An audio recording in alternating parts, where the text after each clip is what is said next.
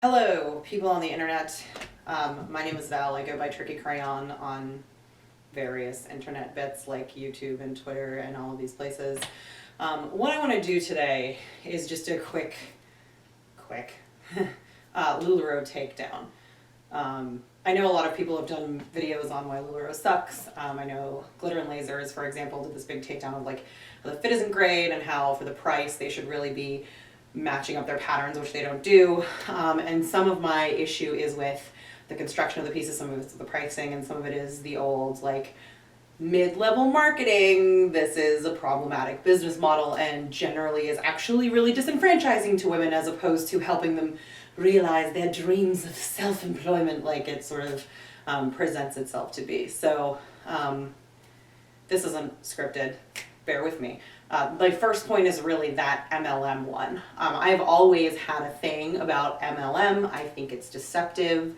I think it's harmful to a lot of women, especially because it mostly targets women. You know, Tupperware way back in the day was sort of the golden example. But the one that I was more familiar with was Athena's, which if you're not familiar are adult toy parties, adult novelty parties. Overall, I just never liked it because, again, to me, the idea that you have to buy a bunch of stock to buy in, it's like, well then, isn't your main customer actually the person who you're pretending is your employee? And like, it's just messed up to me. So the thing with LuLaRoe is it does kind of the same thing. They do a lot of like, I don't have insider information here. I've never been a LuLaRoe consultant, but it seems to be that same model of like, do a little work and get a lot of pay, when in reality what you're doing is like asking every one of your friends to add their 50 million friends to this party so you can increase your prospective customer base. And I feel like there are just a lot of women who over time have done great videos on realizing that it wasn't working for them and on how it's actually a big, huge scam. A lot of women end up sort of liquidating, which is actually why I got more stock recently and part of why I'm making this video, because I ended up with more dupes of items that I already have or different sizes that turn out to be the same size. So I just really wanted to highlight the way that LuLaRoe's sizing especially isn't great, especially again for the price. So my second point here is going to get into that materials, sizing, pattern matching or lack thereof, construction, and so on. So my prime example is these two Nicole dresses. This dress conceptually is fabulous. It has like a 1/2 to 3/4-ish sleeve. It comes in at the waist, so it's one of those nips your waist in and then it flows out to a nice big circle skirt. Very cute, comes in all kinds of patterns as they all do. Both of these dresses are in large. Both of them are made in Mexico, because you'll note a lot of the time if you bring up sizing issues with a LuLaRoe consultant, the answer is, oh, well, one of them came from Malaysia and the other one came from Mexico. And so that's what, no, it's bullshit. They're just bad at making clothes. So these are both from Mexico. The red is obviously larger than the blue. Let me hold them. Just hold the waistbands together. The waistband on the red one has probably about 1 inch more space in it. Also, the red one's the blue one has that kind of crepe kind of fabric that has funky stretch to it, but it's not like one of them is stretchier than the other. These are literally cut differently. Now I have a measuring tape. I go off camera for a hot sec. So laying these two flat and measuring them, a flat measure across the waist, so you double this to get what the size of the waist actually is. A flat measure on the waist of the blue with the birds is 15 inches. A flat measure on the waist of the sort of magenta-y floral is 17 inches. So that's, in the end, a 4-inch difference in size of the waist of this dress. Again, there's stretch, but I tend to buy things that I want to fit me without having to stretch for comfort reasons. And so it's really perturbing that you have that big of a difference in two dresses that are ostensibly the same size. There's also the issue with these dresses of quality. This is, again, the LuLaRoe Nicole. That is a $48 dress. The first thing that you'll notice, I'm going to come up closer here, is that this does not match at the waistline. So this pattern is not matched up in any way. You don't notice it a ton from afar on a smaller pattern like this. On the one with the oranges, it's pretty noticeable. And then you'll also see there's a lot of pilling. I don't know if the camera is going to catch it. There is a lot, yeah, there it is. There's a lot of pilling on this fabric.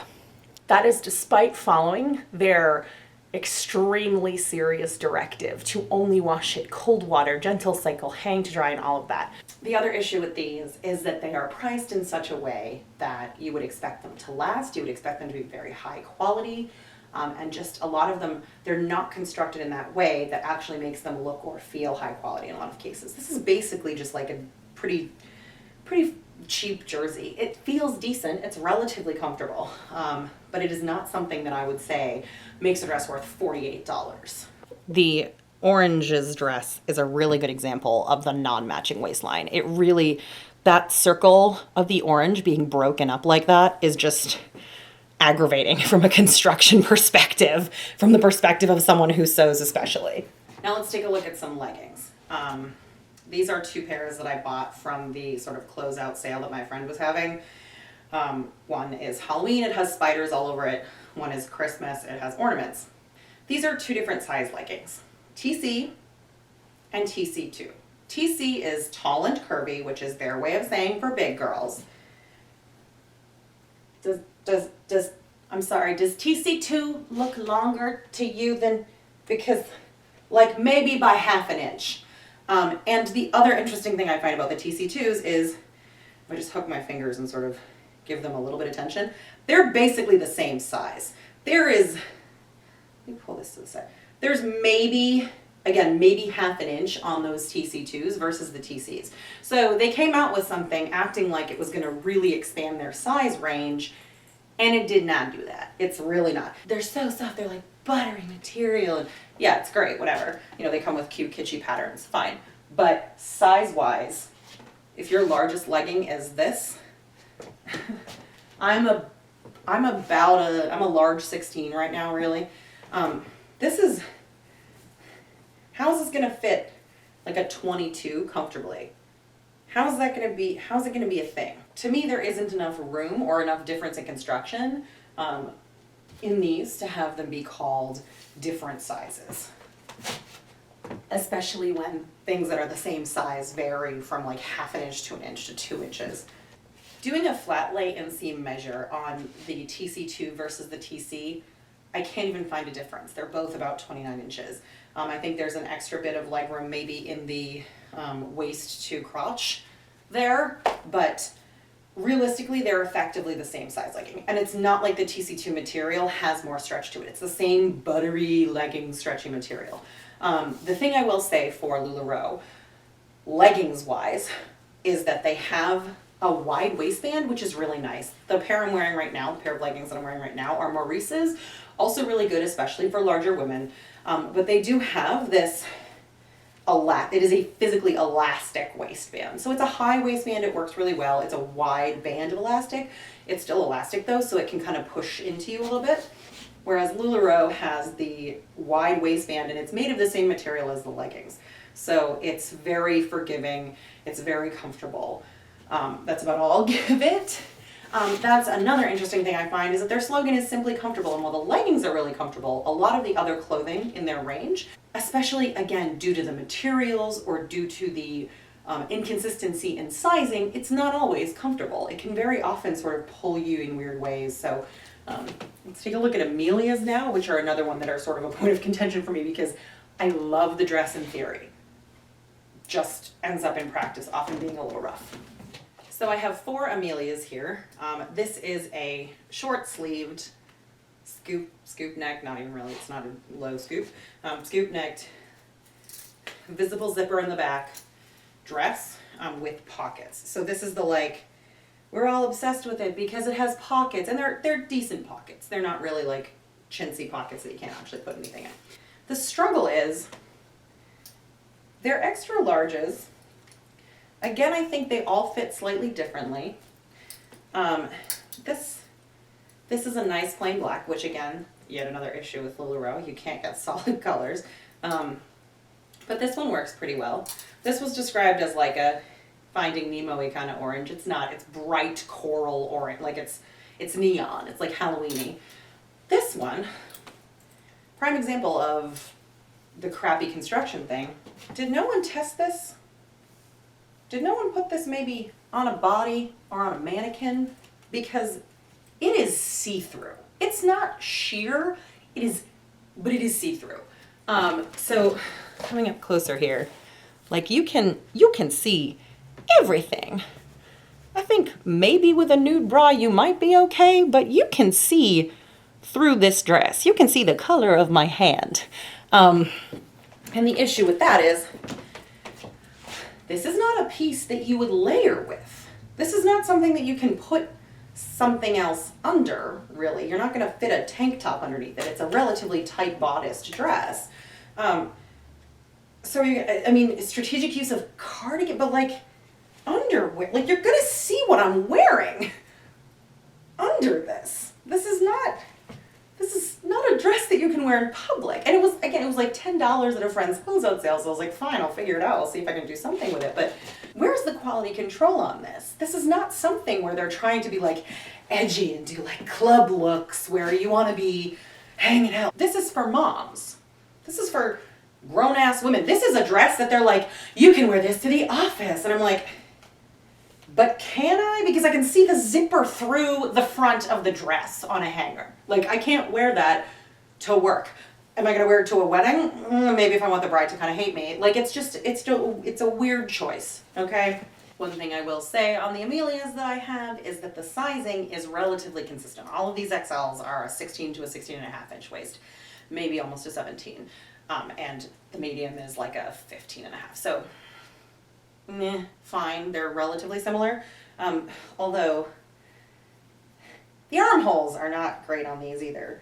The XLs are, I suppose, slightly larger than the medium, but they're not super big, so you can kind of get that, like, if you have bigger upper arms, you're gonna maybe get a little bit of a weird stretch in them. Now let's talk about consistency across sizes. I showed you XL Amelias. I showed you effectively the XL leggings. You might be getting from this that I am somewhere in the XL range. I mean, one of our XL Nicole's. This is an Irma. It is a large. This is a medium. I got it for like $5. It's got hot dogs on it. I was like, it'll be a fun party shirt for the summer. This is a medium. I am many things. A medium is not one of them. This shirt it's huge, and then it's got these tiny little arms. Teeny little armholes. Look at this baby armhole. It's gonna, now granted it's long, it's weirdly wide enough that like that's gonna fall a little farther on your arm, but why? You sewed a box, it's high-low, but like it's like a tunic-y kind of thing. You wear it with leggings, whatever. If you want to wear it with anything else, you have to tie a knot in it because you can't wear it with anything that you want it to go under, or that you want to be able to see any of. If you want to have any kind of style on this, you have to put a knot somewhere in it. And that's to them styling, okay? Styling. Figuring out how to match patterns because we don't make anything in solids, even though we charge ridiculous prices for all of it. And then also putting knots in it. That's styling. It's really kind of aggravating to me. Again, it's just a box of a shirt. Now, again, does this look different to you than that medium? No, because they're probably just about the same measurements. The issue though is, how can I wear a medium in some things and an XL in others? They don't even try to sort of correspond to numbered sizing, or they'll correspond to numbered sizing, but it changes, the sizing chart changes based on the item. I get a little bit of variance, but medium up to XL, there are things that I could probably wear a small in. I have a Julia, which is this bodycon dress. It was like the $10 end of stock liquidating sale kind of thing. In a 2XL. How can I fit one item in the same brand in a 2XL and then down to a medium? Slightly ridiculous, right? Maxi skirts. XL, large. Both of these are huge. I'm gonna lay these flat and I'm gonna measure them. Lengthwise, they're pretty much the same. Waist size-wise, they're pretty much the same. We've seen from about a 16 to a 17 inch. We've seen to like a 15, I think, even on the blue Nicole. Waist size is inconsistent within the same piece, never mind across pieces. Those are both maxi skirts. This is made in Vietnam. The purple is also made in Vietnam. So again, they were made in different places excuse is garbage. Effectively, you could label any of these with any size tag and I would probably believe you. Perfect tees are another one of those items that are sort of just like big and bulky. They can be nice. They're theoretically kind of a fitted top that fits and then flows out, but they don't really. They're mostly just, it'll hit your boobs and then it'll just go whoomp. So if you want to look like a tent and or a pregnant lady in that way where we sometimes wear like empire waisted stuff to make us like, oh, you can't see my tummy if I'm in an empire waist. But then it really just makes you look like you're definitely hiding something. Get a perfect. These are a large and a medium. Let me put the large behind the medium.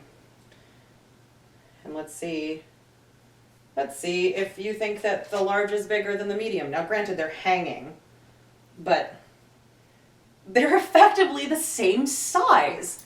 Again, Vietnam, China, but doesn't matter. We've disproven the different places theory already. They're good for, they're good for wearing with leggings because they're super long, but in terms of style, they're not particularly stylish. They're just super comfortable. One thing I'll note too, it's kind of thinnish jersey material. A lot of their stuff is that thinnish jersey material. They made their name on the buttery soft leggings. But a lot of what you get is polyester spandex. Everything I've looked at so far that I've actually checked the tag on has been a polyester spandex mix. They're not super high quality. There's slinky material and there's jersey material and there's leggings material and there's that crepey material and there's jacquard sometimes. But it's all, none of it is like something amazing. None of it is, again, none of it's cotton blends. It's all pretty meh quality. This thing drives me nuts because I like it theoretically. Poly spandex, 96% to 4% as opposed to 95.5 like the others. Whoa, this is a classic tee. It's a t-shirt. It's a boring t-shirt. How much did this cost me? $35. $35. I don't spend $35 on anything. That's not me. I'm cheap as hell.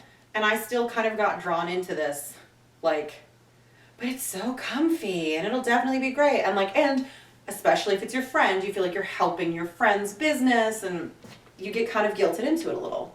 It's part of the point of MLM is it's this manipulative marketing cycle. I bought it with a Cassie, which is their pencil skirt. It's like, oh, it's the comfiest pencil skirt you'll ever wear. Well, with what though? Because the issue is it's got a decently high waist, right? Fine, good, will fit. As an outfit with this, what is the point of wearing a pencil skirt if you're going to put something that needs to be tucked into it and is going to be bulky? Because this is not a short shirt. Am I going to tuck it into it and then have bulk all over my hips? Or am I going to wear it over it so that you can only see part of the skirt and it looks sloppy? No, or put a knot in it. The answer to everything is put a knot in it.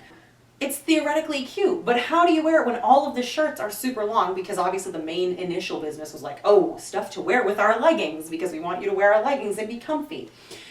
How do you make those shirts then work with things that have high waistbands and that are meant to be, at least in this area of the body, tight to your body? What do? Put a knot in it, honey. Another Cassie. This is like that Amelia that's black. This is a 2X, I think. I was just buying stuff. It was like, oh, end of sale. Cool, I can make that work. 2X versus XL. There's like possibly an inch difference.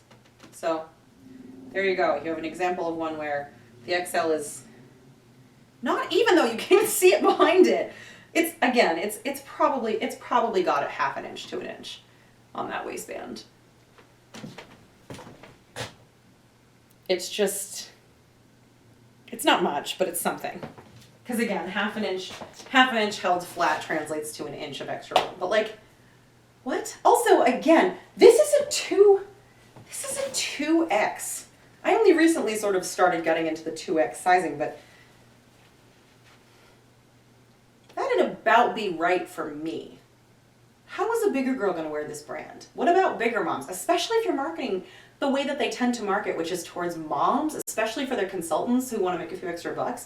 if you're gonna market this to women who have had children and women in their mid-30s and 40s and whatever, can you just be a little more size inclusive? Sheesh. This is another classic. Problem with this one, this white is see-through.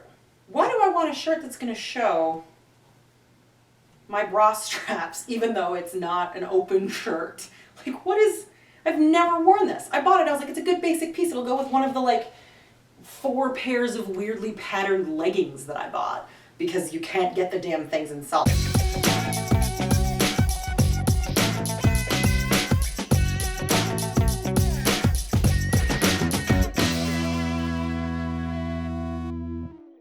I have one pair of black ones and I have one pair of this weird light lavender tone because I was like, oh my god, a solid pair, I have to have it. But I've never worn this. It's also not quite long enough to not make you feel a little bit self-conscious about your area. Madison's. The one in the front is an XL. The one in the back is a 2XL. Can you really tell the difference? No. I think I can tell the difference on because I felt like when I tried the 2XL that I just bought for cheap on, it felt a little more giving, but not. I think I might be making that up because looking at them, they're the same size. Is the circle of the skirt maybe a little bigger on this one? Like what? I'm actually pretty sure that the 2XL is shorter. I'm not holding this up wrong. The 2XL is this floral purple one. What is happening? This one really annoys me because I want to love the Madison. The waistband is okay thick. It's not as thick as I would like. It's okay thickness. This is a little, it's like, again, that sort of jersey-ish material, and it's a little bit see-through. It's workable though. But they have these lovely deep pockets, and I really want to love it. It's like kind of there's pleating, there's sewn in, let's look, let's do a zoom. There's sewn in pleating at the waistband. It's super cute. It falls really cutely. It's just, again, what are you doing with this sizing? How am I supposed to order from you guys if I don't know if a given item is gonna fit me, even though I bought the exact same item from the exact same consultant in the exact same fabric before? How do you do that? How do you run a business like that? And again, the waistband isn't matched up, but at this point that's par for the course, so who the hell cares? I have a couple other items here and there. I bought a Randy this last time, which isn't something I'm super interested in, but it was close, it was neutral enough that I was like, oh, it'll be comfy and maybe I can wear it with some leggings. Basic baseball top. Again though, real see-through. Why is that worth normally like $30 or whatever the hell? This is a 2XL Julia. Colors are cool. This is that like buttery soft leggings material, which I'm fairly certain, but let me just check. Yeah, 92% polyester, 8% spandex. So it's just a little more spandex than usual. This is like, it's like a bodycon dress, and I was like, give it to me in the 2X. Yeah, that's fine. But super soft, but like, fine. It's not, but it's not normally, again, it's like $50 or whatever. That's not worth it. Let me just do a quick rundown. When I bought that, Cassie's were $35, classics are $35. That Madison skirt is a $46 skirt. 46. Perfect tees are $36. Leggings are always $25. These Maurices are $20. Even that is a lot for me to spend on leggings. You know what? Used to be a lot for me to spend on leggings until I really got bitten by the leggings bug, and I was like, these are the most comfortable things on the planet. I'm going to work in pajamas. And then I was like, sure, I'll spend more money on leggings. Fine. Nicole's are $48. Sarah's, which Sarah is what's over this Nicole. So Sarah is this long cardigan kind of guy. This is a large. The sleeves are kind of tight. It's annoying. That is a $70 garment for like what amounts to a duster. This lacy guy here is a joy. I do like these because they're pretty versatile. You can wear them over other things. You can wear them over jeans. You can wear them over, like I have a few jumpsuits. Wear them over those. Like, they're cool. Joys cost $60. This is 3 panels of lace. No sleeve, because sleeves, let me tell you, I sew. Sleeves are a pain in the butt. I hate sewing sleeves. They're a pain to construct. This is 3 pieces of a non-fitted garment with no sleeves. It's literally panel, panel, the back is one big panel. This is not hard to make. $60. And it's not like nice soft lace. It's kind of cheapy scratchy. It wasn't done. Another point with LuLaRoe stuff is they'll often sell things as an outfit. So this was sold as an outfit. Fine. I was like, it's cute, it'll work, whatever. I do like it. Fine. But they'll sell things as an outfit, and a lot of the time they won't split it. So I could say, oh, I'm in love with this dress, and they'd be like, well, it comes as a set and you can't not buy it. That's, again, a strategy to sort of maximize your profits when they know that they're in a situation where you're really fighting for every cent that you actually make. So it's, yeah, have parties and whatever, and do incentives of if you buy X things, then you'll get something free or whatever, those kinds of things. But a lot of that, too, is buy it in a set, and then you end up with a piece you don't necessarily want. Like, let me show you this one. That black Amelia. It was in a set with this joy, which is like weird fake silky. Probably rayon. No, it's polyester. Everything is polyester. 100% polyester. No stretch to speak of. Like, you hear that? That's the no stretch sound. What the hell am I going to do with this? It's an XL. If someone wants this, comment below and like message, I'll freaking message you and send it to you. Because what am I going to do with this? It's just such a weird pattern, and that's so much of what they do is just weird patterns that you can't match to anything else you want. I'm like, what would I wear this with except all black? But because I really wanted that black Amelia, I also bought this $60 joy that I'm never going to wear. The orange dress that I keep with the green Sarah, that blue and pink set, and the Amelia and this, all of those were things that it's like, you buy the set. I don't hang this up. I throw it in the closet on top of something else because I don't care, because I'm never gonna wear it. That is another issue with the MLM stuff, is it becomes this cultish thing of like, I need that in, but because it is so comfortable or it is so flattering or whatever it is, you get into this point where you're like, unicorns is really the term that they go with, where you're looking for your unicorn. So it's like, whether it's it for everyone for a long time, it was black leggings. It's a black anything a lot of the time, or a certain sparkly one. They did a holiday collection that actually had sparkle to it and whatever. And then like that becomes your unicorn, that thing, feathers, birds a lot of the time. That's that piece that you want so much. And then you feel so excited when you find it, because you can't just order what you want. It's literally like, we shipped you a crap ton of things, like you want some things in these sizes, these items in these sizes. And I think they also restrict what you're allowed to sell based on what you've sold before or something. Like I know people, the black Nicole that I have is the only Nicole that my rep, quote unquote, ever had. I think they restrict you. Maybe it's that you can pick, but I feel like they restrict you because usually it's the folks with bigger shops that have more selection in terms of what styles they sell. It's just, it becomes this really disingenuous thing where like you get a box of stuff, half of it's crap that you're never going to be able to sell, and they know that, but they don't care because they're making the money because you, the consultant, paid them for that box. Even if you can't sell it, they got their money. So who cares if it looks like crap? Who cares if the sizing's wrong? Who cares if it's so sheer that you need to wear something under or all the way over the top of it? It doesn't matter because LuLaRoe has made their money off of you. I know there was also recently a controversy around the National Down Syndrome Society withdrew their support because someone used an ableist slur, and then LuLaRoe was like, we back our consultants. And I was like, oh my God, often I am all stand by your employee, but like, maybe like stand by the employees that didn't feel comfortable with that language being used, and don't stand by the guy who used bad language that's totally inappropriate and hateful. So that's where I sort of, like, I know that's a thing too. I'm not going to try to speak to it past that, but they've had those sort of PR issues as well. And they have had more PR issues around like the Noir launch. My consultant, I paid her a few $100s for items that I was absolutely willing to pay for. So did a lot of us.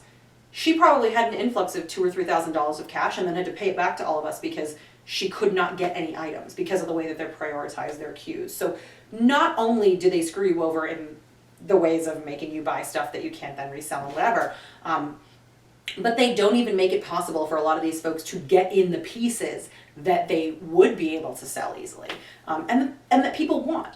That's the biggest issue. If they would just make stuff in black and just sell it to people, but they don't. They do these hyper limited releases that screw everyone over who actually sells for them. So again, it's just not a great business model. I really hope that people who are thinking about getting into it don't do that. Don't get into Tupperware. Don't get into Athena's or that other one that's even worse. Pure something. Herbalife. Any of those things. Like, just don't. Just say no to mid-level marketing. Because mid-level marketing is a pyramid scheme. You are not going to make the kind of money that they say you're going to make. If you do a great job of recruiting maybe and get all those people whose income does split to you, then fine. But you're just, very rarely are you going to make back what you invested, never mind actually making a profit. The person who sold me a lot of these things, almost all of these things, who's liquidating, some of these pieces were going for $5 or $10. So that's either her cost that she's now making up, or she's selling at a loss just to get out of the business and to get some cash back from it. So either all of those things are worth the $5 and $10 that they get sold at when people liquidate, and they're way overcharging you, or a lot of these women are taking major losses when they end their businesses. So just keep that in mind. You're not necessarily really helping your friends when you join these groups of theirs to buy their product. And a lot of what you're going to end up with is subpar in quality. It's not worth the cost. It just is not. So try to keep that in mind. With that, if you have any questions about any of these items, if you want size comparisons on anything else or further measurements because you're interested in buying, I would really, again, only say buy from folks who are liquidating, because otherwise you are very much contributing to this culture of screwing women over who think that they're going to be able to make a quick buck. But if you want information on sizing or anything, or comparisons, or if you have a different anecdotal measurement from one of your garments, feel free to comment below. I'm not going to say like and subscribe because I don't regularly make content. This has been fun. Have a great day.